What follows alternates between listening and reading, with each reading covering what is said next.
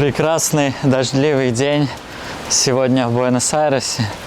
И я хотел сказать, что погодка соответствует.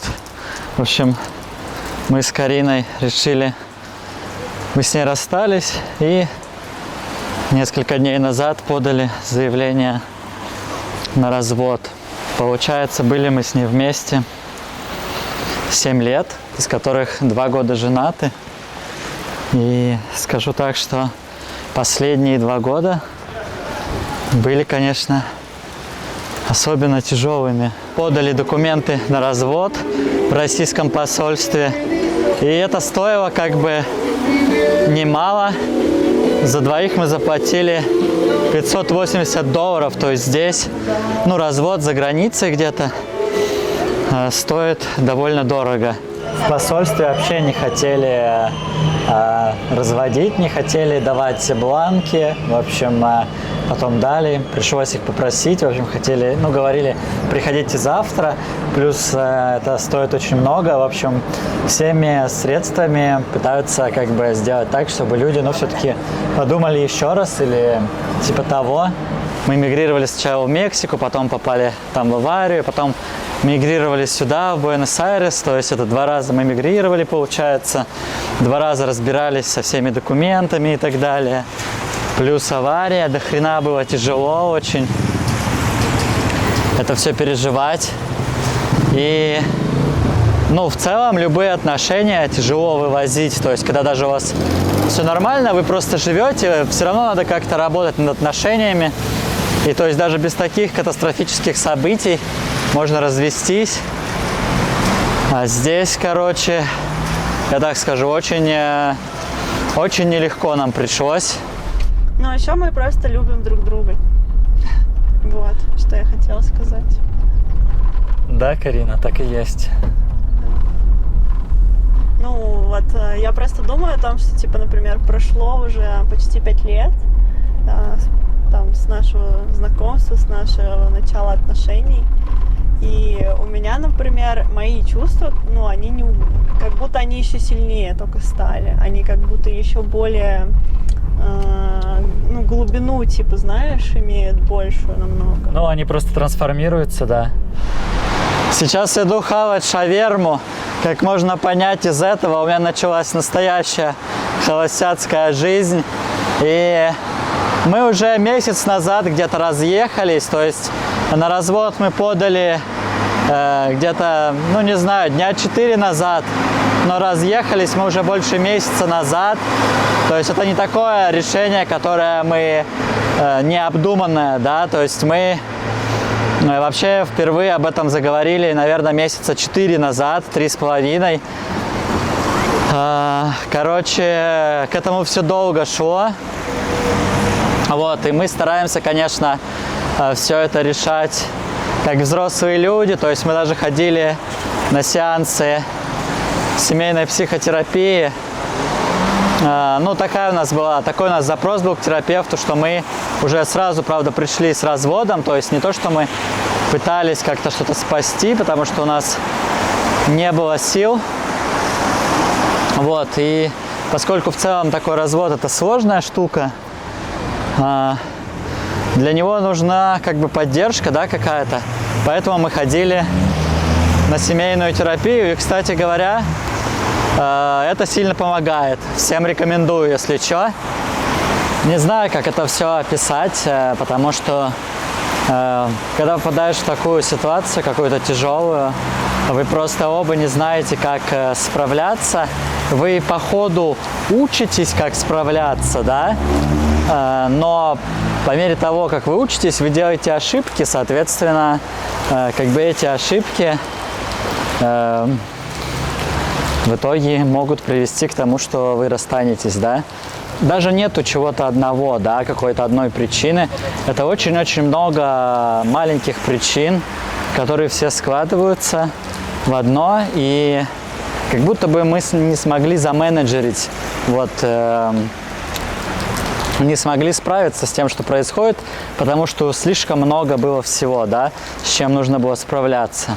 Мотоцикл я себе купил, заправляю бак бензина. Правда, еще нужна экипировка, мотоэкипировка, чтобы не убиться. Сидел дома, что-то было очень депрессивное такое настроение, и ничего не помогало. Я понял, что мне может помочь это выйти на мотоцикле прокатиться, а потом подумал, что просто прокатиться уже не катит, и надо отправиться в путешествие. Поэтому сейчас я еду в затерянный затопленный город, который находится где-то в 521 километр, вот телефон говорит до него. Сегодня я выехал поздно, уже 15:09, и как бы так поздно лучше не выезжать, но у меня были дела, я решил не откладывать. А vos, muchas gracias. Всегда важно проверять слепые зоны, поворачивая башку. Вообще на мотоцикле очень важно вертеть башкой. Знаете, я раньше думал, что в интернете уже сложно кого-то чем-то удивить. Все давно доступно, все открыто, пока не наткнулся на сервис Chimera Search. И он меня действительно поразил. Это сервис, благодаря которому можно получить доступ к информации, которая в обычных условиях считается закрытой. Сервис Chimera Search — это более 9000 актуальных баз данных в одном месте. Общее число записей 9 миллиардов. Все просто. Вводите имя или номер телефона, или госномер автомобиля, или ИНН компании, и в 3 клика получаете отчет. Искать информацию можно даже по фотографии. Причем объем данных впечатляет. Сведения о доходах, имуществе, кредитная история, связи с другими людьми, фотографии. Chimera Search ищет информацию по десяткам официальных источников, от МВД до налоговой и Росреестра. Например, если вы хотите узнать информацию об автомобиле, то можно узнать историю ДТП, информацию об угонах или правонарушениях. Если вы занимаетесь бизнесом, работаете с людьми, или занимаетесь журналистикой по открытым источникам, или просто хотите знать, с кем имеете дело, то этот сервис может быть очень полезен. Ссылка в описании под видео. Ну и как с любой информацией, важно не злоупотреблять. Знание – это инструмент. Все зависит от того, как вы им воспользуетесь. Еду уже несколько часов, довольно-таки устал. Именно просто тело устало, шея устала от нагрузки, потому что ветровое стекло не защищает полностью. Оно такое короткое. Вот, возможно, его надо будет менять. Плюс фуры, какая-то дорога узкая, получается так, что фуры очень близко проносятся, меня прям шатает сильно, и вот это все напрягает. Вот, и либо я отвык ездить, плюс шлем, походу, дешевый, но он дешевый, да, из-за этого звукоизоляция в шлеме хреновая, и очень шумно ехать, ветер слышно, плюс задувает ветер. Вот тут я поставил промежуточную точку на маршруте. Не знаю, может, в отеле сегодня буду спать или в кемпинге, если найду. 139 километров до туда.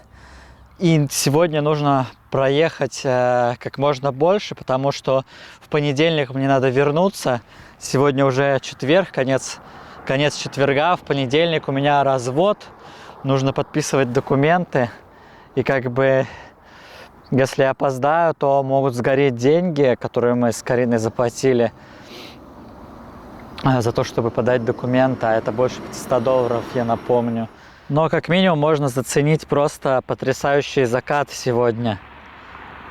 Но я просто не мог уже сидеть дома, мне нужно было обязательно выехать, поэтому я не удержался и решил съездить в этот город, в Эпикуэн, в затопленный, и, скажем так, развеяться и покататься на мотоцикле, потестировать снаряжение, потестировать сумки для багажа, как все это будет.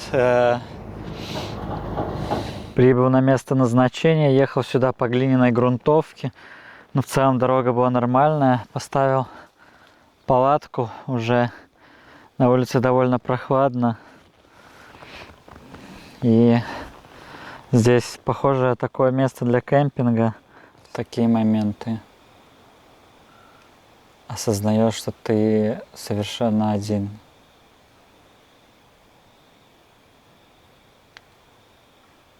Вроде как есть телефон, им можно написать разным людям, но по факту ты выключаешь телефон, или он разряжается, и ты при этом находишься в таком месте, или сигнала нет, и ты как будто бы отрезан от всего мира. И просто сам факт того, что есть какой-то сигнал, и ты можешь пообщаться с людьми через телефон, он это одиночество уменьшает. Что у меня спальник летний, сейчас все-таки прохладно, но я надеюсь, палатка защитит. Все-таки она как-то тепло аккумулирует. Вот, а здесь уже такая осень, и все-таки уже холодно.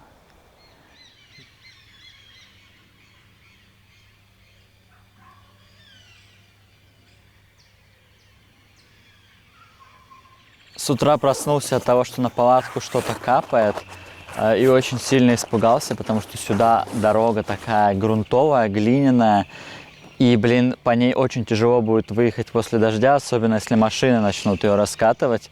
Поэтому в такой тревоге что-то я проснулся и понял, что это просто роса собирается, с деревьев падает, здесь очень большая влажность, вокруг туман, но он уже начинает спадать, я проснулся, еще затемно было.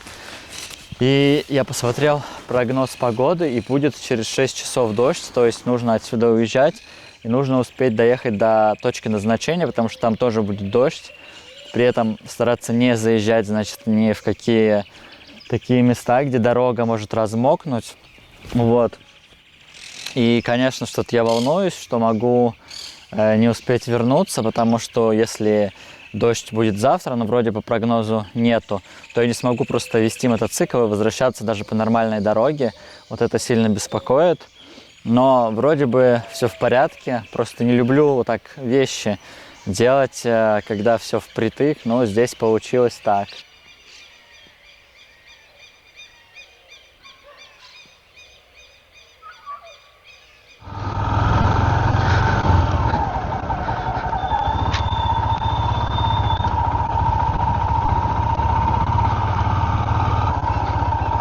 Да, дорога, это не глина, оказывается, это песок. Красиво, утро. В последнее время очень начал любить утро. Раньше мне всегда нравилось закат, вечер. Сейчас стал любить утро. Потому что просыпаешься, у тебя день впереди. Ведет мотик. Иногда довольно сильно. А надо аккуратней.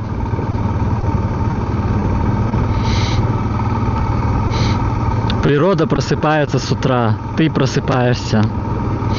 Птицы просыпаются, коровы просыпаются, пасутся. Проехал 100 километров, решил отдохнуть. У меня руки все вибрируют, надо сейчас надеть хотя бы строительные перчатки, потому что мотоциклетных у меня нет. Так вообще ехал без перчаток. Прям вот так держу и чувствуется так прям вибрация в руках. Аргентина такая, конечно, огромная страна, это чувствуется, ты едешь. Я вот ехал вчера 200 километров без единого городишка.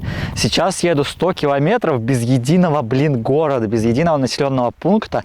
Только поля сельскохозяйственные вокруг. И вот такие вот пролески. Осталось ехать где-то 110 километров. Мне пишет навигатор, что ехать еще 2 часа, но я в целом верю. На мотоцикле это часа 2. Hola. Perdona, ¿y cómo puedo llegar a Epecuén? A Epecuén, doblas a la izquierda, Ajá. para allá, tenés Guamini, Ага, un cruce más ага. y doblas a la derecha. Bien. Son 2 cruces, Угу. doblas a la derecha. Я думал, почему 75 километров мне показывает ехать 2 часа. Теперь я понял, потому что здесь вот такая дорога в таком состоянии. Здесь песок, пыль. Я, если честно, не знаю. Вообще, я посмотрел по карте, вроде бы нет объезда. И только что спросил у местного жителя, он тоже говорит, что нет объезда. И походу придется вот по такой дороге сейчас ехать. Меня волнует по таким дорогам ездить из-за моей ноги. Потому что когда мотоцикл начинает вилять или куда-то везти, я не могу ногами нормально помочь его удержать. И вероятность того, что буду падать, гораздо выше, чем у остальных людей. Кроме того, вот такие грузовики едут, очень-очень пыльные.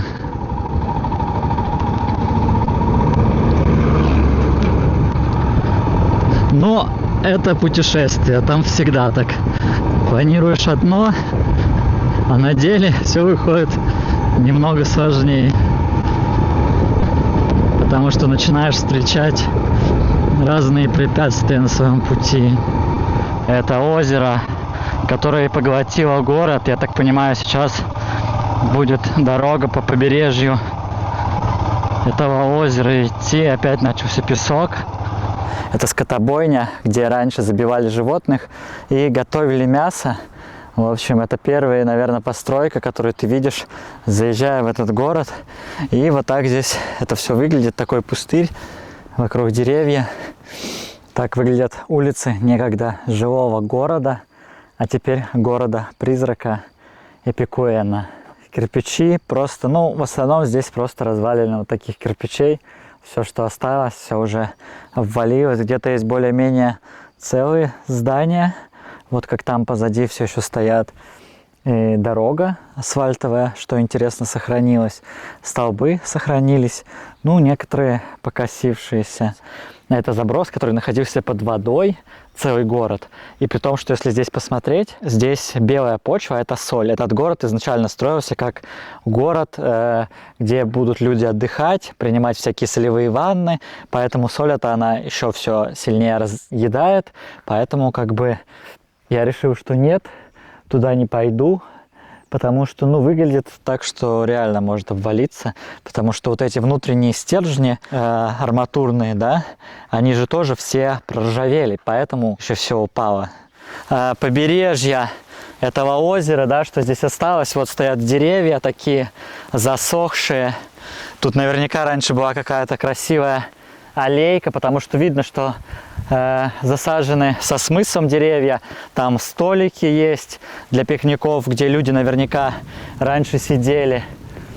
Здесь сейчас дождь сильный, вот там закат. Представьте, живете вы в городе, покупаете дом, квартиру или строите, планируете там свое будущее, и потом случается такая беда, что вы вынуждены покинуть свой дом, свой город. Например, здесь никто не погиб, но город здесь был эвакуирован, и целый город был оставлен, да?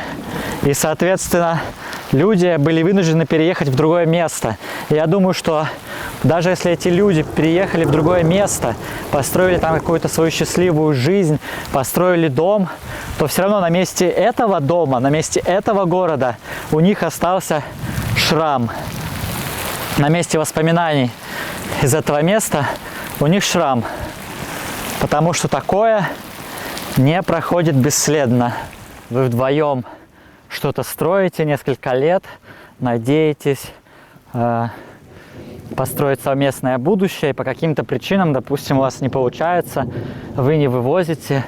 Иногда влияют и внешние обстоятельства, как правило, они влияют очень часто, какие-то внутренние, какие-то ваши собственные травмы, ваше собственное воспитание, в общем, очень много факторов, которые влияют, и просто вот два человека, получается, не вывозят, и также прощаются друг с другом, как люди прощались с этим городом, и идут дальше по своим делам, оставляя за собой вот такой вот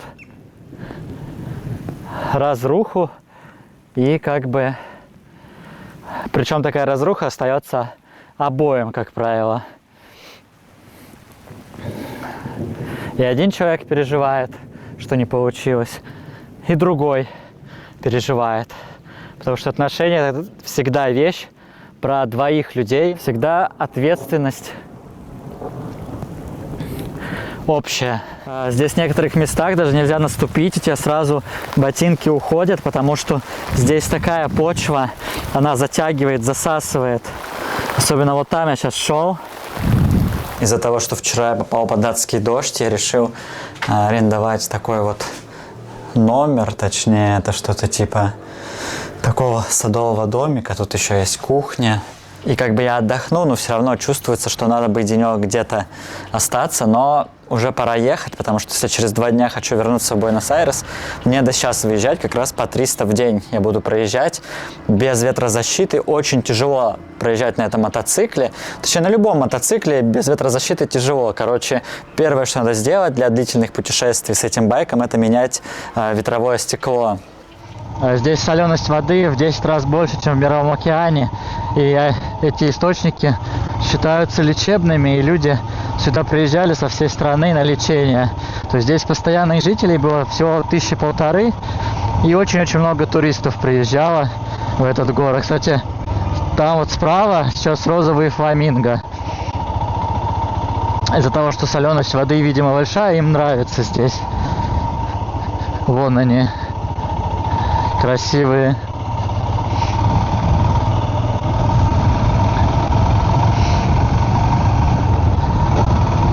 Удивительно, дорога как сохранилась тоже в такой солености. Она же была под водой, получается. Чем больше я езжу на этом мотоцикле, тем мне нравится больше по бездорожью, вот по такому на нем ездить, потому что он классно сглаживает все. По сравнению с моим предыдущим мотоциклом, отлично сглаживает ямы и так далее. Вообще не видно, что тут. Вообще вслепую. О, черт, как. Во-во-во, повело. Заехал на песок. Я бы так не боялся этого песка, если бы у меня с ногой не было проблем. Я бы тогда без проблем смог удержать мотоцикл. Я так просто боюсь. А если я его уроню на ногу, я же не смогу вылезти и буду вот лежать на дороге, ждать, пока кто-нибудь не проедет, не поможет. Что ветер дует в сторону Буэнос-Айреса, да, и, соответственно, мне в спину, и едется пипец как легко. Если туда я ехал, словно через густой кисель пробирался, то сейчас вообще тело гораздо меньше устает, и я еду просто типа 110 км в час, иногда даже больше, но стараюсь не разгоняться сильно и ехать легко. А туда я ехал 100 км в час, 90 км в час, и было прям тяжело, уставал. Аргентина, она не просто так называется страной ветров, то есть Буэнос-Айрес, например, столица, переводится как хорошие ветра, хороший воздух, примерно так переводится. И соответственно, вся Аргентина вообще очень ветреная страна, особенно Патагония. И, соответственно, на мотике здесь тяжело. И, вот я это выяснил на своем примере только что, и, скорее всего, в обратную сторону гораздо быстрее доберусь. Вот от вибрации раскрутилась крышка тормозного бачка, где жидкость тормозная. И, в общем, задний тормоз не особо работает. Но я им не пользуюсь, да, соответственно, вроде как нет никаких проблем, я им не пользуюсь, потому что у меня нога как бы плохо работает. Нужно будет починить и что-то придумать с задним тормозом, как мне все-таки им пользоваться. Может быть, удлинить тормозную лапку, чтобы я мог правой ногой все-таки нажимать, потому что без заднего тормоза тяжело, особенно будет тяжело на каком-нибудь подъеме, если остановиться и потом стартовать. В общем, разные проблемы могут возникать. Плюс, если ты едешь по какому-то песку, тоже надо сбалансированно как-то тормозить, потому что только передним у тебя колесо может вперед поехать. В общем, такие колеи образовались от тяжелого транспорта. И, в общем, неприятно ехать бывает. Ну вот, например, да, вот сейчас здесь видно, что такие колеи. Я, например, сейчас перестроюсь в правую колею и буду по ней ехать. Это не смертельно, как бы нормально, просто дополнительная штука, которую надо проверять. Ребят, если вам нравятся мои трипы, то, пожалуйста, поддержите, потому что на ютубе сейчас ситуация хреновенькая.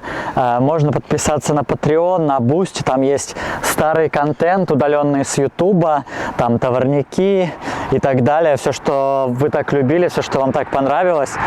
Сейчас ждет меня новое путешествие, и мне нужно как бы купить экипировки больше, как бы нормальные мотоштаны, шлем нормальный, вот эти вот сумки тоже, потому что у этих начинает молния расходиться, они довольно дешевые, они там стоили чуть больше 100 баксов, и я понял, что покупая такое дешевое, ты больше потратишь денег, чем сэкономишь, потому что по итогу будешь менять все это оборудование по 10 раз и заплатишь столько же. Но я такие купил, потому что здесь в Аргентине не достать нормальных, вот, нужно будет ехать в другую страну там покупать.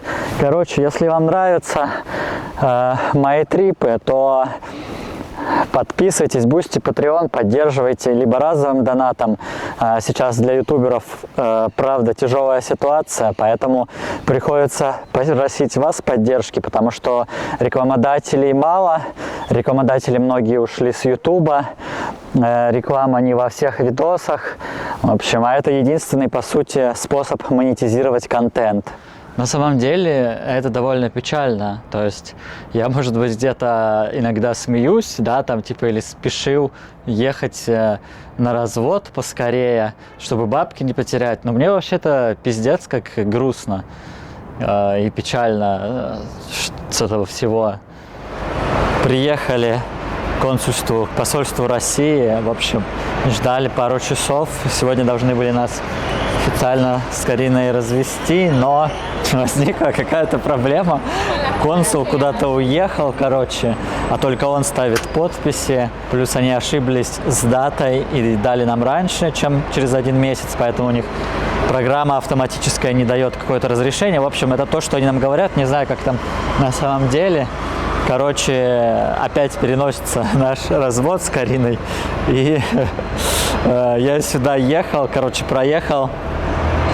Сколько получается? 600 километров в одну сторону, чтобы вернуться на развод, как бы, да.